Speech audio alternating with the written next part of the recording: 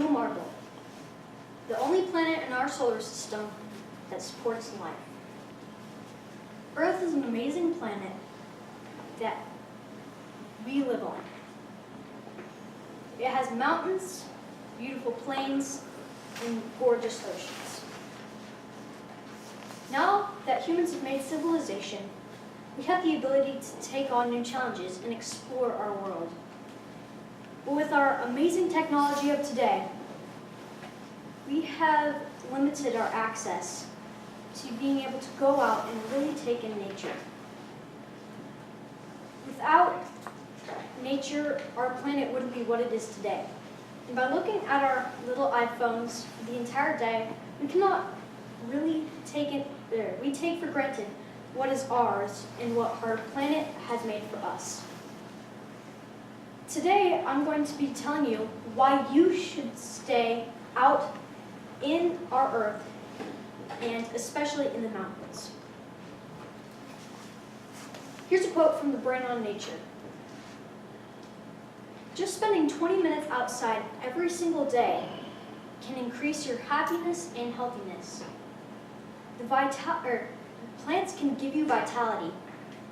Just being in a green space just a little while for each day really improves your self-confidence, your enthusiasm in living, and increases the amount of vitamin intake in your body. From the Huffington Post, being in the mountains increases your likelihood of being healthy and mentally sharp. By being in a higher atmosphere, your obesity levels will go down about 10%, or the amount of your to have obesity. And you will also have a sharper mind, and your lung capacity will grow a lot. And because there are less pollutants in the air, you're less likely to have asthma.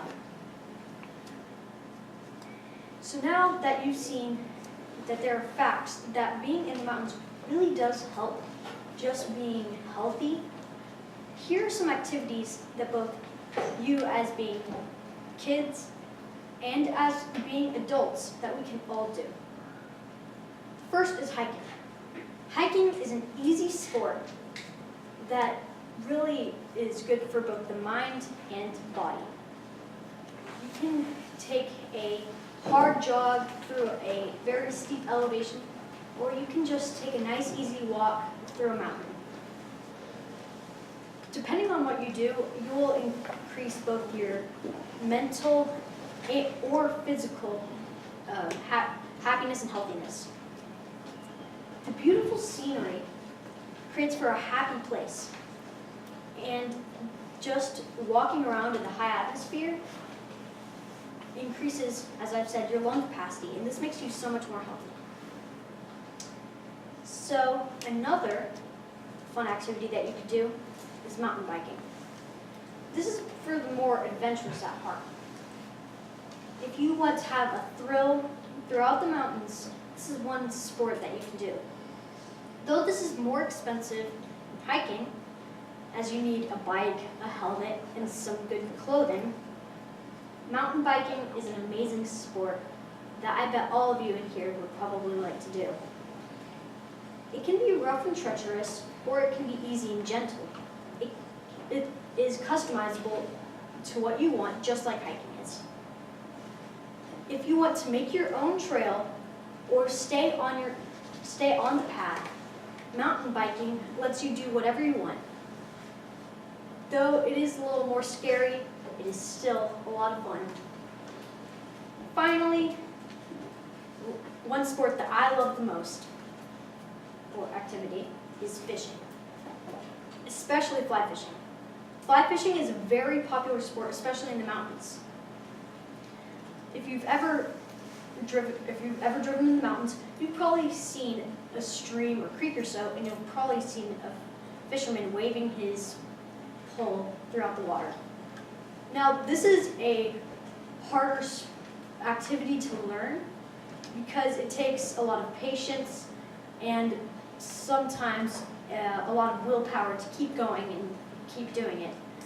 but this can be a very rewarding sport and a very calming activity as well.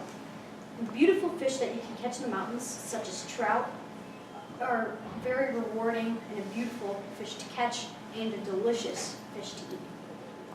So with these activities and these facts that you've learned, how mountains can really help you and make sure that you are healthy and happy, I believe that you should be in the mountains more often.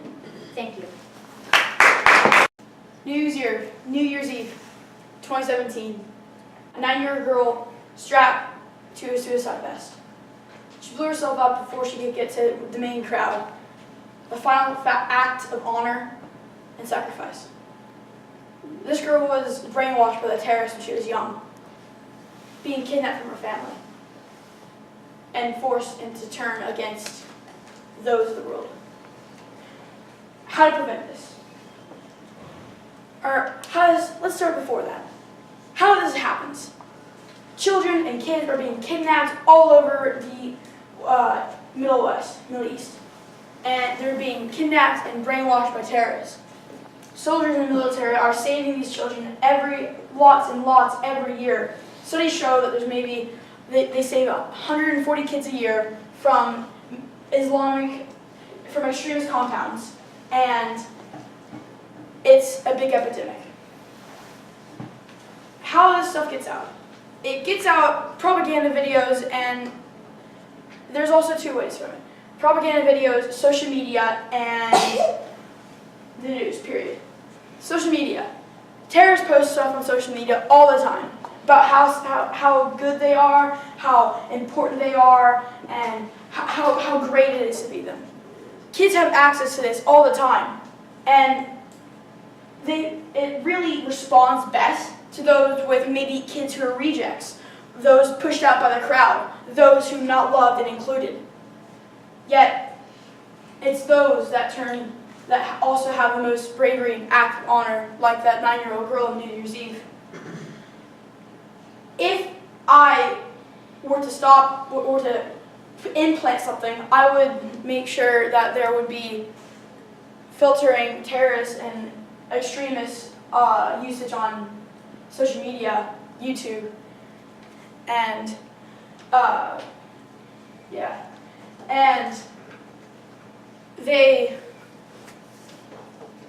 when the child is brainwashed or influenced by the extremists, they become more secluded from their family and they become more violent and emotional to things.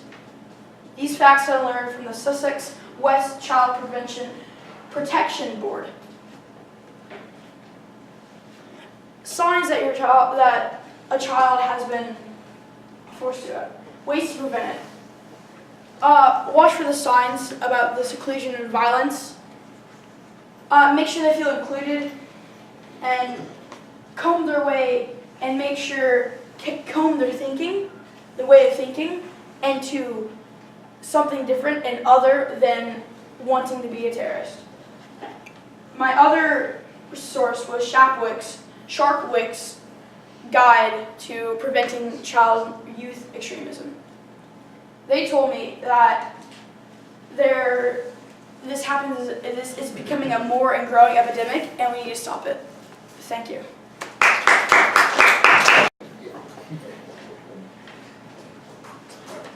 Hello, my name is Jake Kirk, and today I'm going to be talking to you about the bump stock and the regulations that should be imposed upon it. I'm sure you are all aware about the events of the Las Vegas shooting. In this shooting, Stephen Paddock, a middle-aged man, looked out the window of his 32nd floor hotel room on top of a casino resort and proceeded to shoot and kill 58 people in a music festival, injuring over 500 others. This tragedy raised a big discussion about gun rights. However, what it also raised to our attention was the bump stock. For those of you who don't know, the bump stock device is a device that when put on a semi-automatic weapon, it allows it to shoot faster, like an automatic weapon or a machine gun. This is simply too dangerous for people to have, and I believe it should not be allowed to be sold to the public. One of the reasons I believe this is because of the role it played in the Las Vegas shooting. Without the bump stock, the shooter would have had to spend more time getting out each individual round, and he would have spent more time maybe even caulking some of his weapons and things like that. People would have had more time to take shelter. It's simply too dangerous to have someone running around with a machine gun. According to the New York Times, the National Rifle Association has gone as far as saying, oh, something definitely needs to be done about the bump stocks. It's dangerous, and they said they would look into the policy. However, months after the shooting, the sale of bump stocks has actually increased, and no significant changes in policy have been seen. Now, I know some people out there would say by denying someone their guns of any sort, you deny them their Second Amendment rights. However, by denying someone a bump stock, you do not deny them their Second Amendment rights, as they can still purchase a weapon. They simply cannot make it automatic. Finally, the bump stock could be used for acts of terror in the future. The scariest thing that was brought to our attention by the Las Vegas shooting is it can be any person at any time. It only takes one person to commit an act of terror. One person with a gun, with a truck, with anything really. According to CNN, the shooter's family and friends might have described him as just a guy. Someone who likes to gamble, sent cookies to his mom. Not someone they would think of that would do something so terrible. This shows us it can be any person at any time. And by selling a bump stock to anybody at any time, we have no idea who's a threat to our country, and we have no idea what dangerous things they could do. In conclusion, the bump stock is a dangerous device that played a big role in the Las Vegas shooting and could be used for acts of terror in the future. Denying someone the bump stock does not step on their Second Amendment rights, and if anything, would make our country a lot safer. There's a lot of evil in the world, and sadly, we aren't going to be able to stop that. But by taking away something that contributes to that evil, slowly we begin to fight it. Thank you.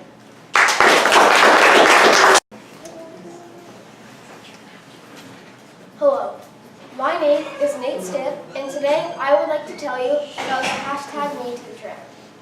First, I will tell you what it is. Secondly, I will tell you why it's important. And finally, I will conclude my speech and tell you a little bit more. First of all, the hashtag #MeToo is a hashtag that went viral on social media platforms. It encourages people who were sexually assaulted or harassed to come out and tell their story. It has been in the news a lot recently, and I wanted to tell my story on it. First of all, the man who basically started this controversy is Harvey Weinstein. He's a famous Hollywood producer and has made many famous and acclaimed movies. This means that he has power. He can control people and do things. He sexually assaulted and harassed over 70 women. According to CNN, NBC, Fox, and almost any other news channel, he was definitely not the only one. Ben Affleck, a praised actor, apparently has assaulted multiple women and admitted that he has. Mark Halperin, one of the biggest newscasters for NBC News, has assaulted multiple women. Even George H.W. Bush has been accused of groping a woman. Unfortunately, that's not the worst of all. According to the New York Times, our nation's president, Donald J. Trump, has sexually assaulted over 17 women. This is a problem, and we don't even realize it. The problem is, we don't have any consequences for what they're doing. The men have so much power that they can control whatever they want. And they're right. We don't do anything about it. We say, oh, they're going to lose their job, or they need to be punished. But sexual assault and sexual harassment is a crime, a felony, and we're not treating it that way. Right now, there's no consequences at all. It's disgusting, and there needs to be an end.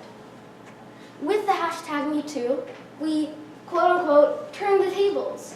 And metaphorically, we have. But we're still on the same table. People are being sexually assaulted and harassed every single day, and there is not any consequences at all. We need to treat sexual assault and harassment as a crime in order to stop this. To recap, many men who have a lot of power and control over people are sexually assaulting and harassing women. They are telling their stories through the hashtag #MeToo on social media platforms. And finally, and soundly, right now there's no solution. But if we treat sexual assault as a crime, many men will be accused and even more will be punished. Thank you. I'm Jack Dave, and today I'll be informing you about gun laws and their current flaws. So, first, I'll state how guns affect our world today. Secondly, I will state the current gun laws and the flaws that they have. And finally, I have some solutions for these flaws. So, in our world isn't perfect, but it's even, oh God, just that. Let's just went out for some reason. Okay. Right now, guns are a big deal in the current terrorism attacks. Recently, an unwatched gun was in the middle of a house's daycare, and a toddler picked it up and shot 2 toddlers in the head. This was unsupervised, and it is a very terrible thing that happened. Another recent thing is the Las Vegas shooting.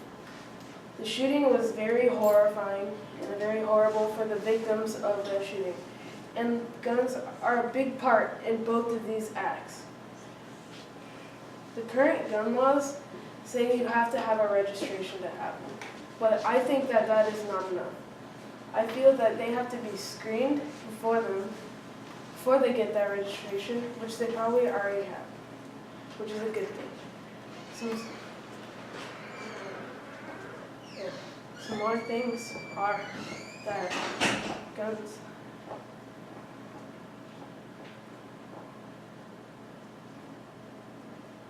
You got it. You're good. You got it. You got it.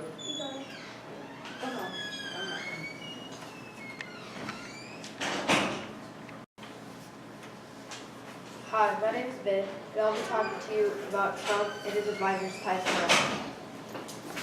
But before I begin, I would like to briefly tell you about what topics I'll be talking to you about today. First, I'll be talking to you about the 3 advisors that have been indicted by Special Counsel Robert Mueller. Secondly, I'll be talking to you about why they were indicted and what they did to be indicted. Okay, so the 3 advisors that have been indicted were Paul Manafort, Rick Gates, and George Papadopoulos. Paul Manafort was Trump's former campaign chairman, and but resigned after 5 months. He also turned himself into the FBI and pleaded not guilty to all charges pressed against him. Rick Gates was Paul Manafort's longtime associate and turned himself into the FBI and pleaded not guilty to all charges pressed against him too.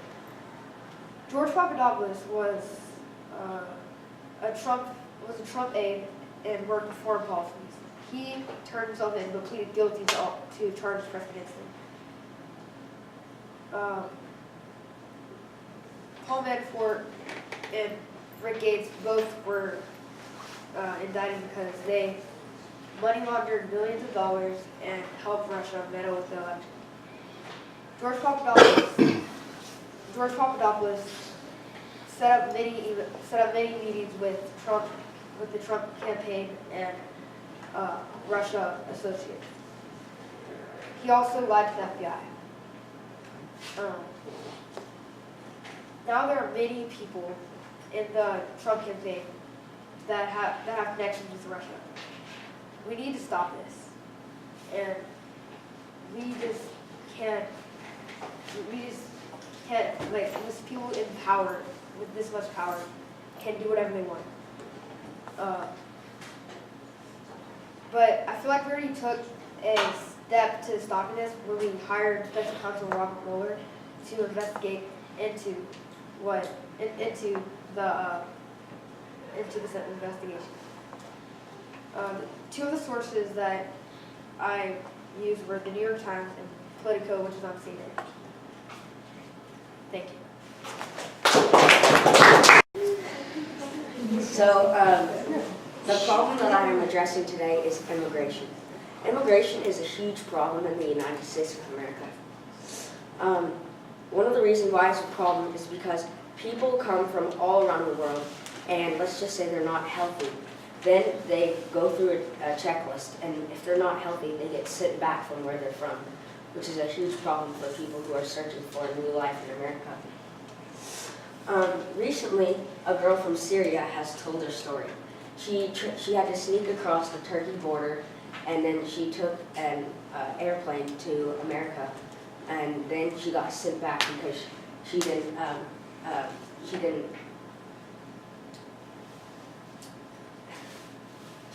meet the regulations of the United States of America's immigration policy. One of the reasons why I think it's not okay is because people spend their own time and their money to get to America, and if they just get sent back, it's all just is wasted. People come to America to look for opportunity, to look for a new life, to look for a new job, to look for people they can have, I guess, fun with. But back in their homes, there's either terrorist attacks. There's always it's not a healthy environment, and I feel like America could change their policy by giving people a chance. But if they come into the United States, they should be able to when they come in, they should be able to stay a year, and then we keep close watch on them to make sure that they're not do anything bad, not trying to hurt the U.S. And then we give them their citizenship, because I feel like waiting 5 years for your citizenship is not really that good. It's not. It takes a lot of time, and I feel like people search for citizenship in the U.S. faster, and we give it to them slow. And another way we could do this is by making sure that people who come in from Syria, from other places all around the world, get a chance. We let them have a citizenship for maybe something that we could bring them in for. Maybe they were. It's more of like maybe they had a job that they were good back then, because. Example is if some people who, let's just say, they have a job in a different country, and then let's just say the wife is a doctor. In Argentina, if you move from one place to another, you're not allowed to practice being a doctor. You have to go through medical school again, which I feel like that takes a lot of time. And I feel like we have to, America is, we waste a lot of people's time if people want to get to America quick and they want it over with. But sometimes people just don't get that opportunity. Thank you for listening to me. Okay, I can go. Okay, I'm Trey Williams, and I'm going to be talking about capital punishment. Okay, so first off, capital punishment is pretty much, it's also called the death penalty. And so if you commit a crime such as murder, treason, espionage, war crimes, or crimes against humanity, or genocide, then you get put on the list with other people who are going to be sent to a place, and they either like inject you with a liquid, and then you die. And 31 states allow it right now, and it has been going on since when we came here from England. And it stopped for a while in 1967 through 1977 because the Supreme Court decided that it was inhumane and that we shouldn't do it anymore. And then the states brought it back in 1980, and 7,800 people have been sentenced since then, and 2,900 people have been sent to death row. And death row is pretty much the prison. It's the prison where you live until you get sent to be killed, pretty much. And I think we could solve this by, if we stop the death penalty and stop killing people, and then we should just have the people in jail for life with no chance of parole, and then from there we can, and then I think the families that it happened to or anything like that, they can get more closure by maybe talking to the person rather than killing them and not really knowing why maybe they did it or something like that. And I also think that if the government stops the states from doing this, then it's like it'll change a lot of things and help and be better for us as a community, I think. And I think it's also inhumane and cruel to kill someone like that, even though it's like the best way to do it is what they say. But I think it's still cruel and inhumane, and I think having life in prison with no parole is better for the people, or to get more closure from the people, and it's better for the society. Thank you. Okay, I can go. Okay, I'm Trey Williams, and I'm going to be talking about capital punishment. Okay, so first off, capital punishment is pretty much it's also called the death penalty.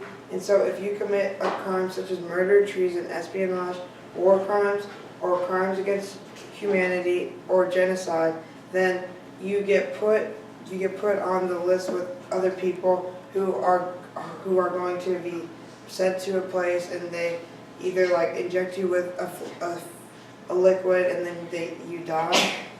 And 31 states allow it right now, and it has been going on since when we came here from England. And it stopped for a while in 1967 through 1977 because the Supreme Court decided that it was inhumane and that we shouldn't do it anymore. And then the states brought it back in 1980, and 7,800 people have been sentenced since then, and 2,900 people have been sent to death row. And death row is pretty much the prison. It's the prison where you live until you get sent to be killed, pretty much.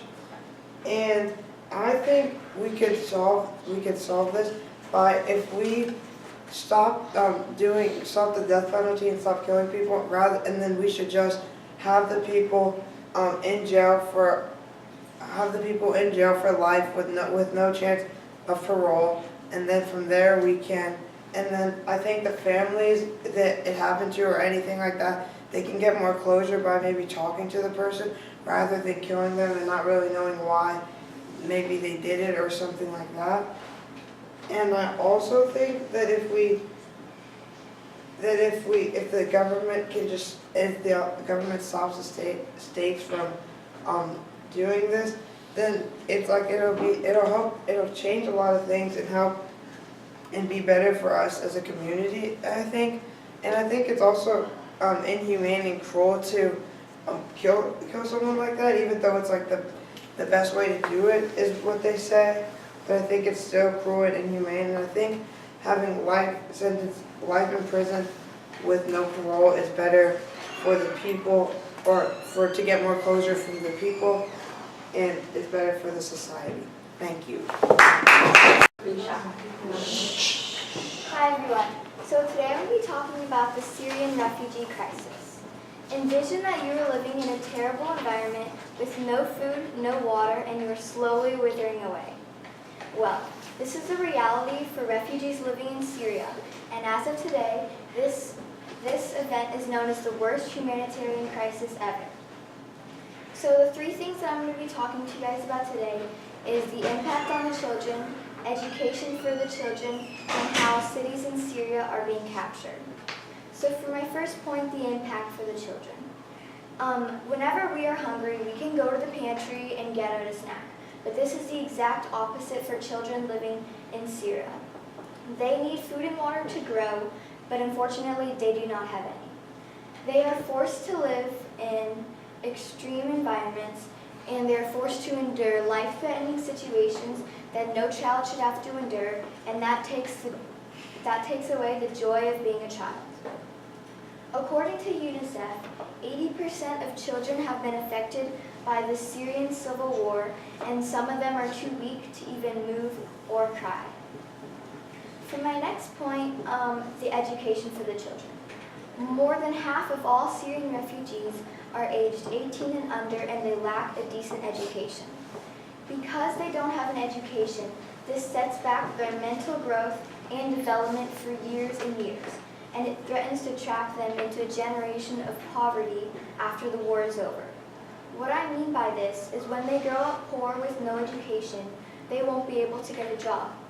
And without a job, their kids will not be able to go to school, and so their kids also won't be able to get a job. So it's just generations and generations of poverty with no education. For my last point, the capturing of cities. There are many cities that are being captured by terrorists or rebels, and this is forcing the Syrians to flee their countries, and they're going to other countries like Jordan, Lebanon, and Turkey. For example, a city in Syria called Raqqa was captured by ISIS, and according to Mercy Corps, about 200,000 people fled Raqqa.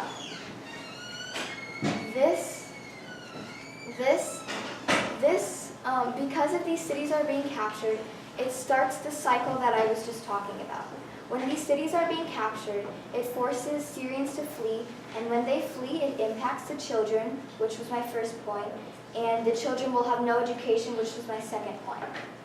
In conclusion, these refugees need help, and they need access to normal human goods. There are many organizations like UNICEF and Mercy Corps that are trying to help these families recover, but they need help. This topic taught me to be grateful for what we have, because these children have no food, no water, and they are living in tents and abandoned buildings. So we can all learn to be grateful for what we have, and I hope you all learned a little bit more about the Syria refugee crisis.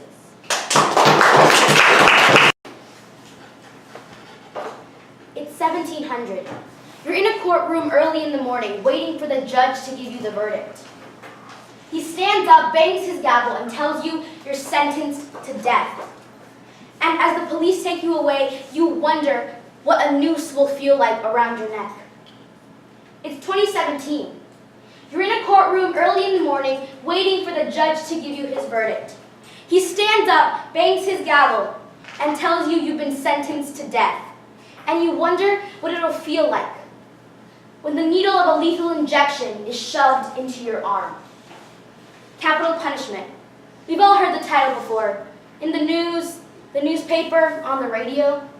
We've talked about it in history too. The horrendous and malicious ways people have been executed 300, 400 years ago. Beheadings, public hangings, being sawed in half. But today, it's not how people are being executed that makes the headlines in the news. It's whether people should be executed, or whether they should be kept of their humanity. Today, you will all learn a little bit more about the bloody history that is capital punishment, and the mark that it has left not only in our world's history or our nation's history, but the mark that it is leaving today. To give you all a little bit of background knowledge, the very fundamentals of capital punishment came from ancient Babylonia, about 1,000 to 2,000 years ago. This law, called lex talionis, states an eye for an eye, a tooth for a tooth, and a life for a life. Now you all may be wondering, this law was created over 1,000 years ago, so why are we still using it in present-day society? And I ask myself the same question. Why are we still using a law that was created when we believed in witchcraft, when we doubted science, when a fair trial and court system was nothing but a fantasy.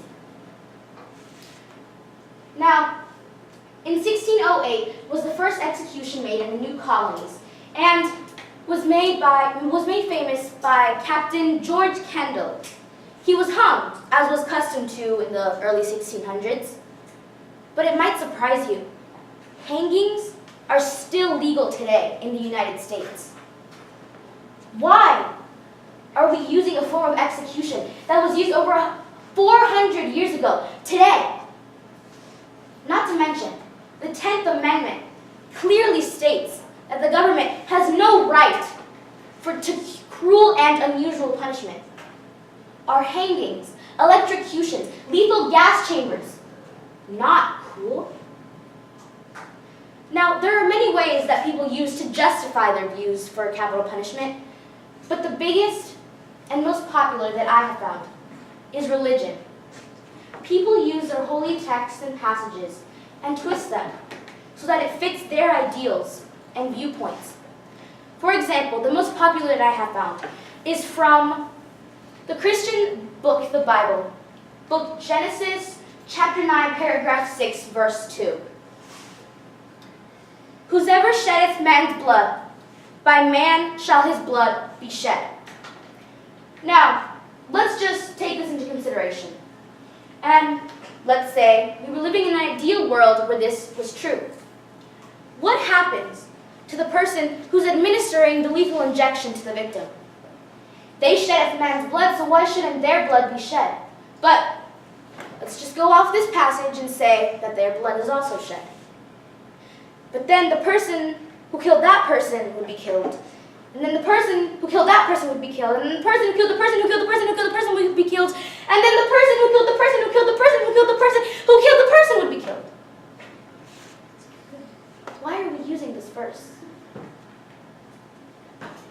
Now, to finish off my speech, I want to give you two numbers. The first, 1/2, and the second, 2,843. 1/2, a relatively small number, unless using this number to describe how many countries in the whole world have already abolished capital punishment. Half of the countries in our entire world no longer kill their citizens as form of the ultimate punishment. So why are we, the United States, the famed United States, a first world country, still killing our own citizens? What message are we sending to the whole world about our society? The second number, 2,843. 2,843 people are currently on death row. 2,843 people are currently waiting in line for their chance to be killed. 2,843 people are waiting in jail cells for the very day that they will be taken out, not for their freedom, but so that they will be taken to a facility where they will be strapped down, forced to look away as a doctor shoves a needle into their arm. Thank you for listening to this speech, and I hope that I have changed your ideas a little bit more about the death penalty. It's 1700. You're in a courtroom early in the morning, waiting for the judge to give you the verdict. He stands up, bangs his gavel, and tells you you're sentenced to death. And as the police take you away, you wonder what a noose will feel like around your neck. It's 2017. You're in a courtroom early in the morning, waiting for the judge to give you his verdict. He stands up, bangs his gavel, and tells you you've been sentenced to death. And you wonder what it'll feel like when the needle of a lethal injection is shoved into your arm. Capital punishment. We've all heard the title before. In the news, the newspaper, on the radio. We've talked about it in history too. The horrendous and malicious ways people have been executed 300, 400 years ago. Beheadings, public hangings, being sawed in half. But today, it's not how people are being executed that makes the headlines in the news. It's whether people should be executed, or whether they should be kept of their humanity. Today, you will all learn a little bit more about the bloody history that is capital punishment, and the mark that it has left not only in our world's history or our nation's history, but the mark that it is leaving today. To give you all a little bit of background knowledge, the very fundamentals of capital punishment came from ancient Babylonia, about 1,000 to 2,000 years ago. This law, called lex talionis, states an eye for an eye, a tooth for a tooth, and a life for a life. Now you all may be wondering, this law was created over 1,000 years ago, so why are we still using it in present-day society? And I ask myself the same question. Why are we still using a law that was created when we believed in witchcraft, when we doubted science, when a fair trial and court system was nothing but a fantasy? Now, in 1608 was the first execution made in the new colonies, and was made famous by Captain George Kendall. He was hung, as was custom to in the early 1600s. But it might surprise you, hangings are still legal today in the United States. Why are we using a form of execution that was used over 400 years ago today? Not to mention, the 10th Amendment clearly states that the government has no right to cruel and unusual punishment. Are hangings, electrocutions, lethal gas chambers not cruel? Now, there are many ways that people use to justify their views for capital punishment, but the biggest and most popular that I have found is religion. People use their holy texts and passages and twist them so that it fits their ideals and viewpoints. For example, the most popular that I have found is from the Christian book, the Bible, book Genesis, chapter 9, paragraph 6, verse 2. Whosoever sheddeth man's blood, by man shall his blood be shed. Now, let's just take this into consideration. And let's say we were living in an ideal world where this was true. What happens to the person who's administering the lethal injection to the victim? They shed man's blood, so why shouldn't their blood be shed? But let's just go off this passage and say that their blood is also shed. But then the person who killed that person would be killed. And then the person who killed that person would be killed. And then the person who killed the person who killed the person who killed the person would be killed. And then the person who killed the person who killed the person who killed the person who killed the person would be killed. Why are we using this verse? Now, to finish off my speech, I want to give you two numbers. The first, 1/2, and the second, 2,843. 1/2, a relatively small number, unless using this number to describe how many countries in the whole world have already abolished capital punishment. Half of the countries in our entire world no longer kill their citizens as form of the ultimate punishment. So why are we, the United States, the famed United States, a first world country, still killing our own citizens? What message are we sending to the whole world about our society? The second number, 2,843. 2,843 people are currently on death row. 2,843 people are currently waiting in line for their chance to be killed. 2,843 people are waiting in jail cells for the very day that they will be taken out, not for their freedom, but so that they will be taken to a facility where they will be strapped down, forced to look away as the doctor shoves a needle into their arm. Thank you for listening to this speech, and I hope that I have changed your ideas a little bit more about the death penalty. Thank you. I'm here to talk to you about Venezuela's recent restructuring of their debt. Say that I borrow $100 from Jack Reed. I pay 10 cents a month, and that is my interest rate. That is a 1.2% interest rate. That's relatively low because I'm a trustable person. I'm lent this money for 10 years. Well, the 9-year mark has passed, and I don't look like I'm saving up money or getting money very effectively. And he's like, dude, where's this money? I need it. It's 10 years is coming up. I was like, sorry, bro, I can't get it to you. And so they're like, well, okay, so you have a buyer, and someone buys that debt for you for $75 because he thinks that I'm going to pay 75 cents to every dollar that I borrowed. I come back to you again for another $100. Can I have another $100, Jack? And he says, yeah, okay, but it's going to be a higher interest rate because there's more risk to it. So he gives me a 60% interest rate of $5. That's, I would have to be pretty desperate to take it, but I'd take it because I need the money. And after a while, in the 9-year, I hit the 9-year mark again, and I still don't have the money.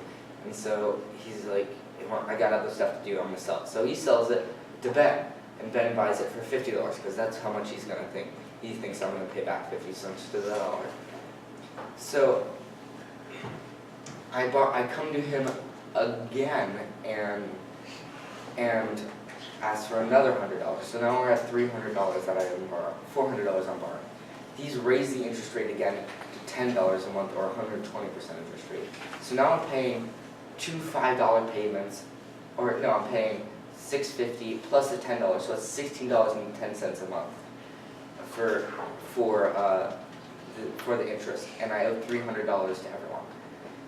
So I come back, and so it's the 5-year mark, and I don't have the interest to pay for it, so I have to go to them and be like, I don't have any money. I could declare bankruptcy and say I don't have any money, but countries can't do this, and this is the situation Venezuela is in right now.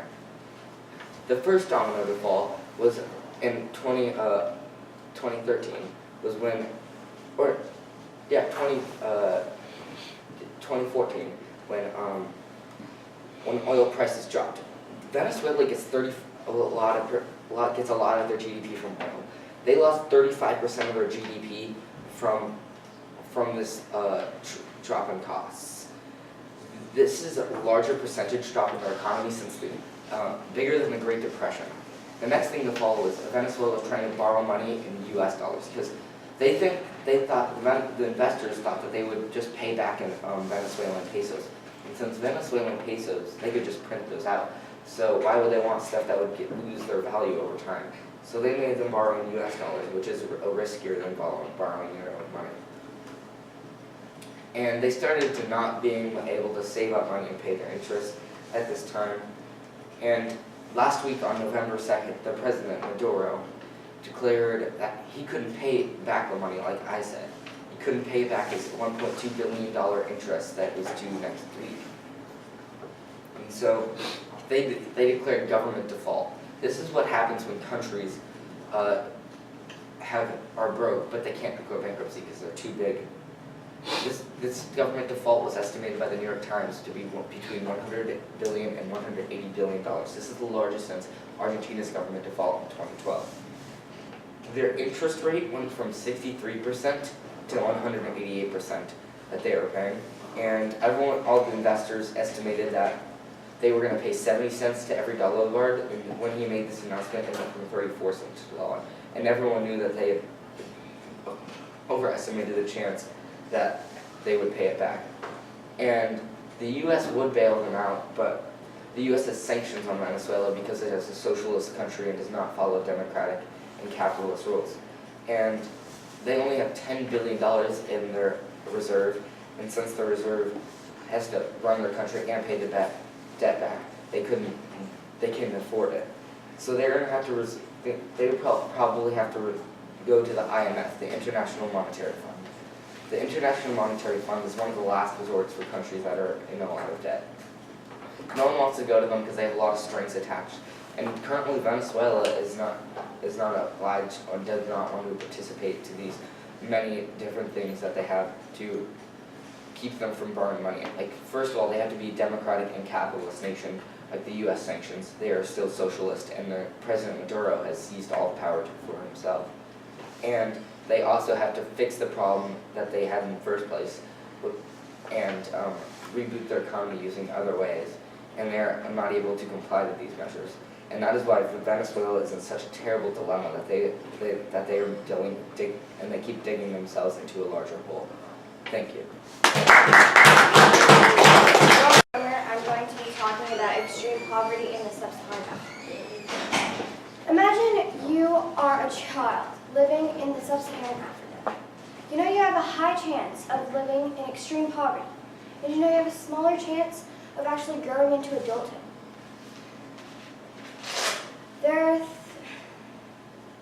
Imagine that you can't even rely on your parents or even your village because they are also struggling economically. Let's take a journey on the 3 points I feel are most important in this vast topic of poverty. Number 1, how children are already living in sub-Saharan Africa and what's happening there.